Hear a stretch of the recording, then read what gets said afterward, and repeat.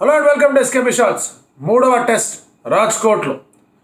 And ఈ మూడవ టెస్ట్కి రెండవ టెస్ట్కి గ్యాప్ చాలా ఉన్నా కొంతమంది ప్లేయర్స్ ఎవరైతే ఫిట్ అవుతారని భావించారో వాళ్ళు ఫిట్ అవ్వలేదు.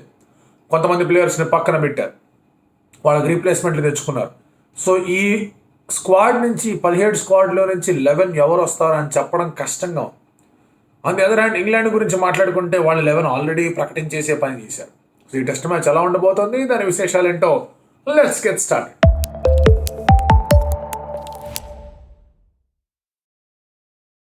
ఈ సిరీస్ స్టార్ట్ అయిన దగ్గర నుంచి కూడా ఇండియా ఒక డిఫెన్సివ్ దీంట్లోకి, ఒక గేమ్ ప్లాన్లోకి నెట్టబడింది అని చెప్పుకోవడంలో ఎటువంటి సందేహం లేదు.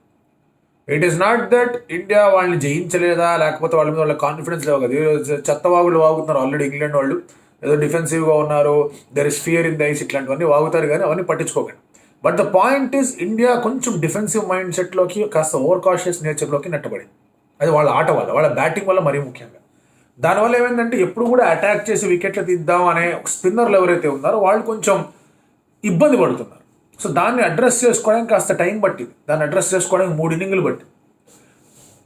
ఎస్పెషలీ లాస్ట్ 3-4 వికెట్లు ఏవైతే ఉంటే వాళ్ళు ఇంకా ఇబ్బంది పెడుతూనే ఉన్నారు.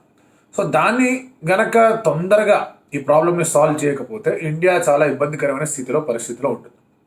దానికి అదనంగా ఇంకొక ప్రాబ్లం ఏంటి అంటే ఇండియా బ్యాటింగ్ అంతగా అద్భుతమైన రీతిలో ఆడట్లేదు. యశస్వి జైస్వాల్ 200 కొడితే next highest score was 35. Shubman Gill 100 కొట్టాడంటే నెక్స్ట్ హైయెస్ట్ స్కోర్ అక్షర్ పటేల్ది, అది కూడా 45-48. సో ఈ రీతిలో టాప్ ఆర్డర్ బ్యాటర్స్లో ఎవరో ఒకళ్ళే కాంట్రిబ్యూట్ చేయడం, లేదంటే ఎవరూ కాంట్రిబ్యూట్ చేయకుండా ఉండడం అనేది it is a big problem. అదే మీరు ఇంగ్లాండ్ చూసుకుంటే వాళ్ళకి సరే ఓలీ పోప్ ఒకటి బాగా ఆడాడు అనుకుందాం, బెన్ స్టోక్స్ అంతకుముందు ఇన్నింగ్స్ బాగా ఆడాడు అనుకుందాం. బట్ ఆ తర్వాత నుంచి మీరు చూస్తూ ఉంటే కనుక there have been continuous performances వాళ్ళ దగ్గర నుంచి. సో దానివల్ల ఏమవుతుందంటే ఒక 190 లీడ్ ఉన్న వాళ్ళు వచ్చి మ్యాచ్ గెలిచారు, 150 దాకా లీడ్ ఉన్నా కూడా వాళ్ళు తొందరగా ఇండియాని ఆల్అౌట్ చేయగలిగి చేస్తామని ఒక నమ్మకం వ్యక్తం చేశారు. సో వాళ్ళకి ఏంటంటే పోయినా పర్వాలేదనే రీతిలో ఆడుతున్నారు. దానికి 2 ఫ్యాక్టర్లు ఉన్నాయి. ఒకటి, వాళ్ళు టెస్ట్ మ్యాచ్లు అలాగే ఆడడం మొదలుపెట్టారు. రెండోది, ఇది ఓవర్సీస్ టెస్ట్ మ్యాచ్. సో గెలిస్తే సూపర్, పోయిందంటే పోయింది అంతే, అలాగంతకు మించి ఏముండదు. బట్ ఇండియాకి అలా కాదు. ఇండియాకి ఖచ్చితంగా గెలవాల్సిన సిరీస్, గెలవాల్సిన ప్రతి టెస్ట్ మ్యాచ్. ఎందుకంటే వరల్డ్ టెస్ట్ ఛాంపియన్షిప్ పాయింట్ల ప్రకారంగా ఆ పాయింట్లు కావాలి. ఆ తర్వాత ఇండియా న్యూజిలాండ్తో, శ్రీలంకతో ఆడడం పక్కన పెడితే కనుక they have to go to Australia and play. Already West Indies, south Africa సిరీస్లు అయిపోయినాయి కాబట్టి ఆస్ట్రేలియాకి వెళ్ళి ఆడాలి. సో ఈ నేపథ్యంలో చాలా ఇబ్బందికరమైన సిచ్యువేషన్స్ ఉన్నాయి. సో దాన్ని జాగ్రత్తగా ఇండియా జాగ్రత్త పడుతూనే కాస్త అగ్రెసివ్గా, కాస్త ఫియర్లెస్నెస్ అనేది చూపించాలి. బట్ ఇండియాకు ఉన్న ప్రాబ్లం ఏంటి ఇక్కడ? KL Rahul is not declared fit, తను లేడు third test. Ravindra Jadeja is declared fit, Kuldeep Yadav ఏదో మాట్లాడలేడు, ఈజ్ ఫిట్ అని చెప్పారు. ఇంకొక ఆలోచన ఏంటి అంటే బుమ్రా కోరేస్తుంది ఎంగే అంటారు. ఈ పిచ్ మీద అలాగే ఎవరికి సపోర్ట్ ఏమి ఉండదు, అదొక రోడ్డు పిచ్, అది అనవసరంగా బుమ్రాని వాళ్ళని తీసుకొచ్చి ఇబ్బంది పెట్టడం ఎందుకని. ఫ్లిప్ సైడ్లో వాళ్ళు ఏం చేశారు, 2 ఫాస్ట్ బౌలర్ని పెట్టారు, మార్క్వుడ్, ఆండర్సన్ ఇద్దరు ఆడుతున్నారు.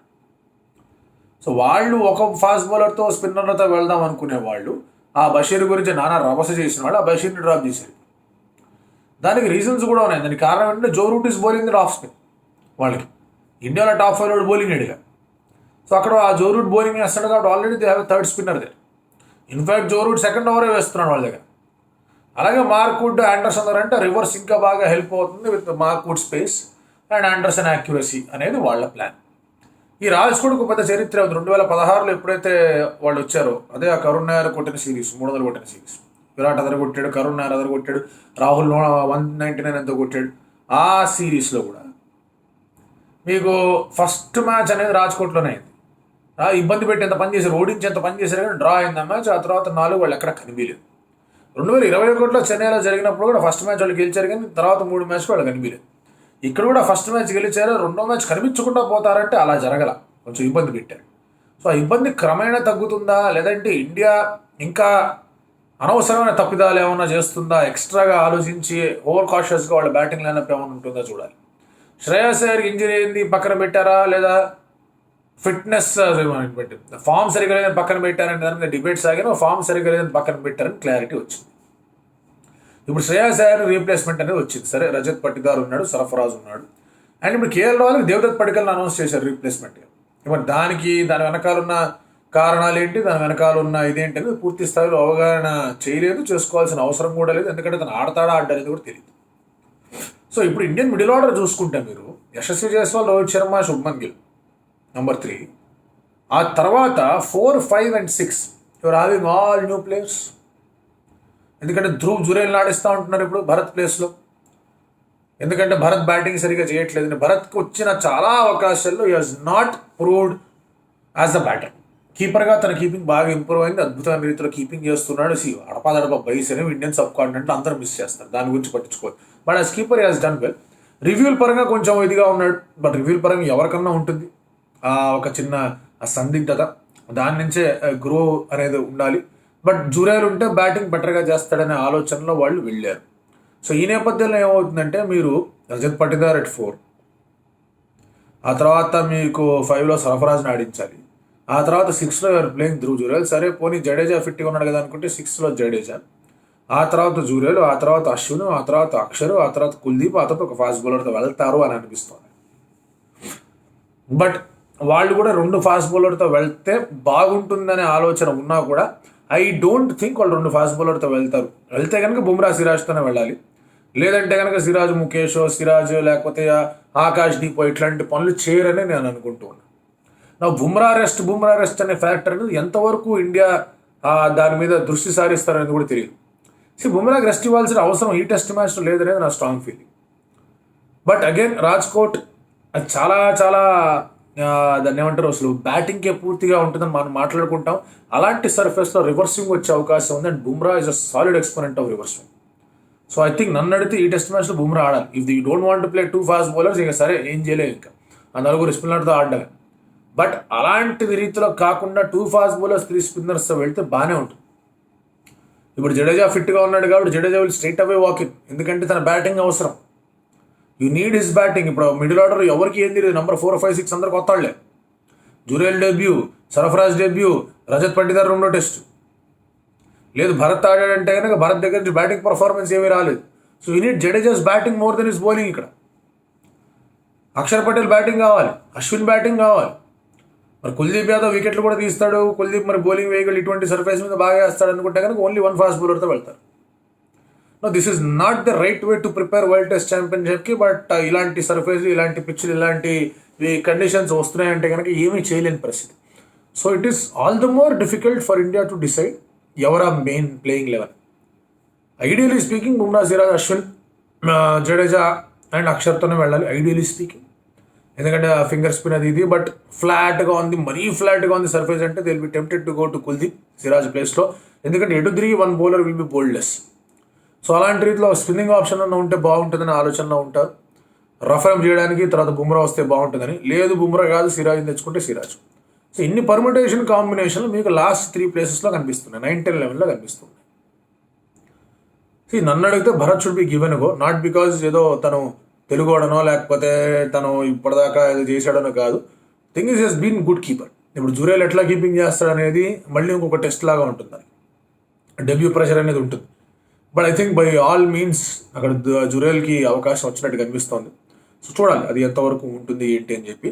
ఒకటి మాత్రం ఖాయం, అటు రెహాన్ అహ్మద్ కానివ్వచ్చు, జో రూట్ కానివ్వచ్చు, ఇంకెవరు స్పిన్నర్ అయితే స్పిన్నర్, లీచ్ అయితే లీచ్, బషీర్ అయితే బషీర్, ఎవరైనా కానివ్వండి వాళ్ళని ఒక రిథంలోకి సెట్ కానివ్వకుండా ఆడే ప్రయత్నం చేయాలి. And at the same time Ashwin ఎప్పుడైతే బౌలింగ్ చేస్తాడో Ashwin is the key bowler. ఇండియాలో టెస్ట్ మ్యాచ్లు అంటే కండిషన్స్ ఎలా ఉన్నా Ashwin is the key bowler. ఆ కీ బౌలర్గా అశ్విన్ ఉన్నప్పుడు ఇఫ్ ఈజ్ నాట్ పర్ఫార్మింగ్ కంప్లీట్గా కీప్ తీసుకుని పక్కన పెడతారు. అందులో డౌటే లేదు. చాలామంది అంటారు అశ్విన్ ఎట్లా డ్రాప్ చేస్తారు కానీ ఎప్పుడు చూడండి మీరు ఎవరన్నా స్కేప్ గోల్డ్ కావాలి, ఎవరన్నా పక్కన పెట్టాలంటే అశ్విన్ పక్కన కూర్చున్నాడు ఎటువంటి కండిషన్స్లో. సో అశ్విన్కి ఏం చెప్పాలంటే boss you are the bowler, you decide. Variations కనిపించాలి, బ్యాట్స్మెన్ని అవుట్ థింక్ చేయాలి, వాళ్ళు అటాక్ చేస్తున్నారు, డిఫెన్సివ్ మైండ్ సెట్లోకి వెళ్ళకూడదు, కొత్తవి ట్రై చేయాలి. 10 రోజులు ఉన్నాయి కాబట్టి ఆల్రెడీ చాలా ట్రై చేసుకుని వచ్చుంటాడు మనోడు. వాళ్ళ బ్యాట్స్మెన్ని మన స్పిన్నర్ల మీద అటాక్ చేయకుండా బౌలింగ్ వేయగలగాలి, ఫీల్డ్ సెట్ పెట్టగలగాలి. అండ్ యాజ్ కెప్టెన్ రోహిత్ శర్మకి ఇది ఇంకొక పెద్ద పరీక్ష. ఒక ట్వీట్ ఏదో చూశాను నేను, గెలిచినప్పుడు క్యాప్టెన్ పొగడరు, ఓడినప్పుడు క్యాప్టెన్ పట్టుకుంటారు. గెలిచినప్పుడు క్యాప్టెన్ని పొగడేంతగా ఏం చేయలేదు రోహిత్ శర్మ ఈ సిరీస్లో. ఇన్ఫాక్ట్ టెస్ట్ మ్యాచెస్లో కూడా ఏమీ చేయాలి. ఈ మాట మీకు కొంచెం కోపం తెప్పిస్తుంది అనుకుంటే కనుక తెచ్చుకోండి, ఇప్పుడు ఒకసారి తిప్పి చూడండి. రోహిత్ శర్మ ఎక్కడ నిజంగా మ్యాచ్ కంట్రోల్ తీసుకున్నాడు టెస్ట్ మ్యాచెస్లో అనేది ఎక్కడ లేదు ఇప్పటిదాకా. As batter he has done exceeding level in 2 test matches. దాని గురించి పదే చెప్తూనే ఉంటా. ఆ Chennai test against England, Nagpur test against Australia. అది మామూలు కాంట్రిబ్యూషన్ కాదు, match winning contribution sir, in fact series winnowing contribution Chennai test అయితే. సో అలాంటి ఒక contribution as a batter Rohit Sharma ఇచ్చాడు. ఆ చెన్నై టెస్ట్లో I think is not the captain anyway, but as a captain test మ్యాచెస్లో తను ఇంకా ఏమి ప్రూవ్ చేసుకోవాలి. తన స్ట్రైక్ రేట్ ఏది ఎక్కువగా ఉందంటే వన్డేలో T20లో ఉంది తన స్ట్రైక్ రేట్. టెస్ట్ మ్యాచ్లో పెద్దగా ఏం రాలా. When batsmen are attacking he has not done well. And తన బాడీ లాంగ్వేజ్లో ఈజీగా ఫ్రస్ట్రేషన్, కోపం కనిపిస్తుంది. అది దాన్ని ఇమీడియట్గా చేసుకుంటే ప్లేయర్స్ మీద వాళ్ళ ఎఫెక్ట్ ఏం పడదు కానీ, ఎందుకంటే తను అవుతాడు, తర్వాత చీరప్ చేస్తాడు, అదంతా వేరే విషయం. కానీ యూ నీడ్ టు అటాక్. ఇప్పుడు బెన్ స్టోక్స్ క్యాప్టెన్సీని ఎందుకు పోగడాము? బెన్ స్టోక్స్ యాక్చువల్గా తన డిసిషన్స్తో, తన ఫీల్డ్ ప్లేస్మెంట్తో, తన మైండ్ గేమ్స్తో బ్యాట్స్మెన్ మధ్యలో కన్ఫ్యూజన్ క్రియేట్ చేశాడు. Whereas Rohit Sharma has not done that. ఆ బుమ్రా తీసుకొచ్చాడు, ఇట్స్ గుడ్ డిసిషన్. రివర్స్ అయితే ఆబ్వియస్గా బుమ్రా వస్తాడు. ఆ డిసిషన్ గురించి కాదు మాట్లాడి. So there is something that Rohit Sharma also needs to do here.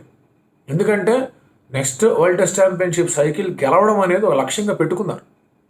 ఆ లక్ష్యంగా పెట్టుకున్నప్పుడు సారథి ముందు నడిపించాలి.